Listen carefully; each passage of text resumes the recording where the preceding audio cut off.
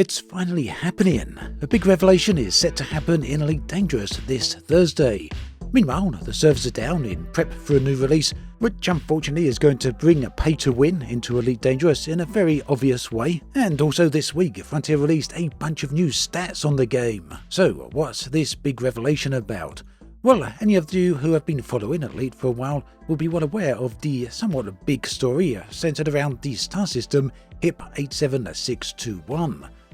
Now, this system is permit logged. There's been a whole load of activity and story going on around this area, but up until now, no one has been allowed to get in there. That's all set to change on Thursday, when players will finally have access to this system, as they're going to be granted the permit to it. So there's a whole load of mystery on exactly what's going on inside this star system. Over the time, there's been quite a bit of story posted to Galnet in the form of articles. But what is clear is there appears to be some form of discovery that's been made there.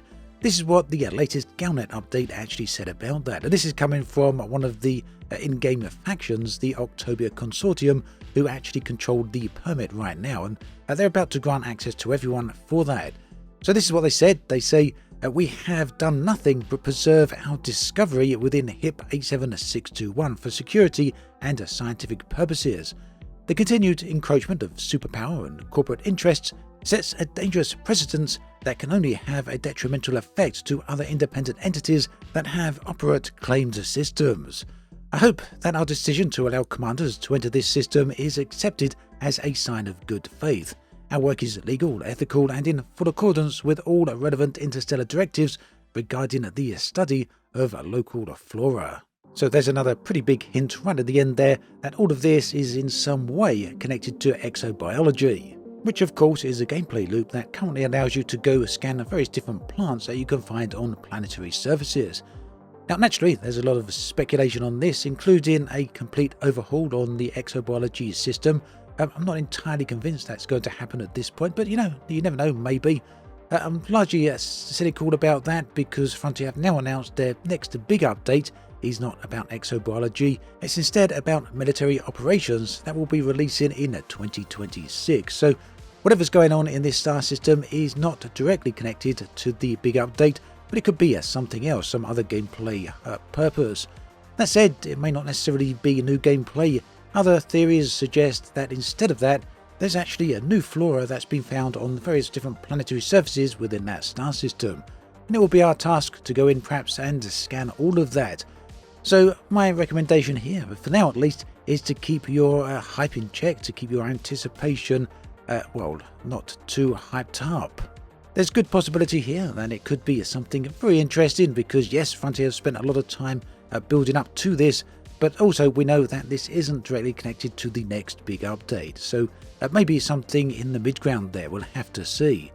Either way, if you want to check that out, you'll want to head to the HIP 87621 star system from 4 Universal Time on the 13th of November. Now, potentially related to this, or maybe not, the servers for Elite Dangerous are currently offline as I'm recording this. They're set to come on later this afternoon, I do believe, around about 3 PM UK time.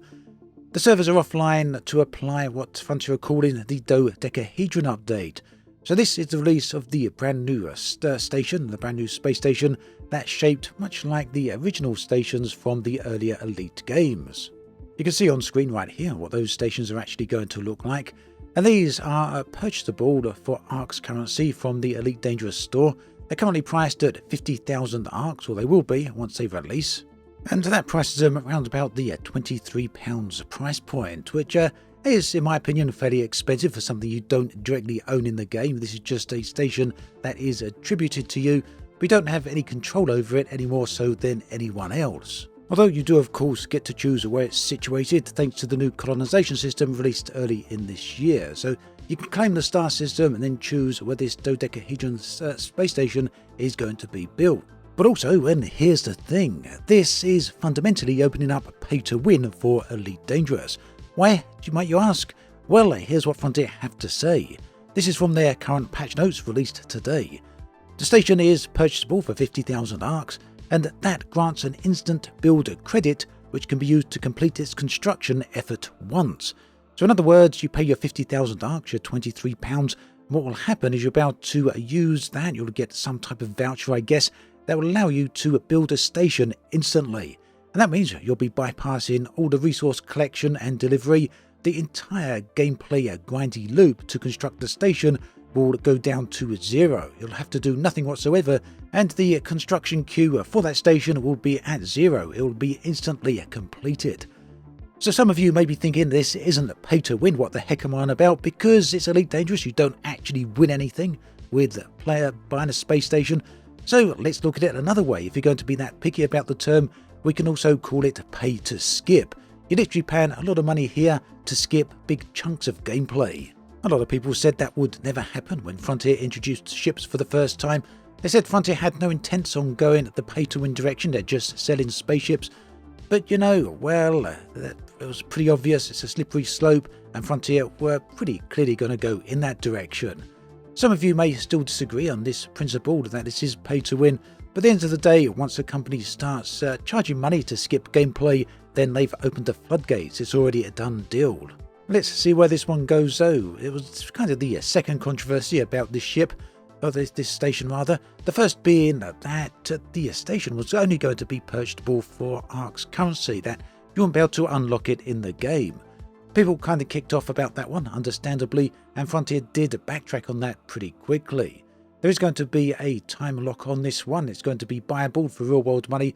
After a certain point though, the dodecahedron will be available for in-game money. Ultimately though, that doesn't change the point that this is now a pay to skip. Yeah, not entirely happy about that chosen direction, but we'll have to see where it goes. Personally, I think this is going to be the first in a long line of items that Frontier do kind of inject into the game in this manner. Let me know what you think about all of this in the comment section below. Do you think it's a step too far, or do you personally think it's totally fine for Frontier to try and monetize the game in whatever way they decide? So just to finish off what Frontier is saying there, they've said purchasable for 50,000 ARX, that grants you the instant credit we just mentioned. They also go on to say that this can only be used once, it then cannot be undone. Followed that by if you demolish the facility, you will not be refunded your free deployment. And also, any materials donated to the facility's construction effort before the instant complete option will not be refunded. Also, aside from the unique appearance of this space station, the other unique selling point is the fact that the dodecahedron will provide a human tech broker service. So this was all, of course, a part of the colonization update that was called Trailblazers, released earlier this year, and there has been a lot of player interest in this, as evidenced by the stats that released from Frontier earlier this week, or last week actually. They say there's over 100,000 claims that have been made so far. They say that 75,000, nearly 76,000 actually, star systems have been colonized. Over 250,000 of facilities have been built. This includes space stations, ground bases and other types of facilities. And over 7 billion units of cargo have been delivered, I assume, for the construction of said facilities. I imagine that number is going to drop a little bit going forward, as people can now pay to actually skip that delivery. And another stat that was released back in October, you may have missed this one, so I'm going to mention it here, is the number of star systems that have so far been explored since the game released. That number stands at 261 million different star systems that players have visited.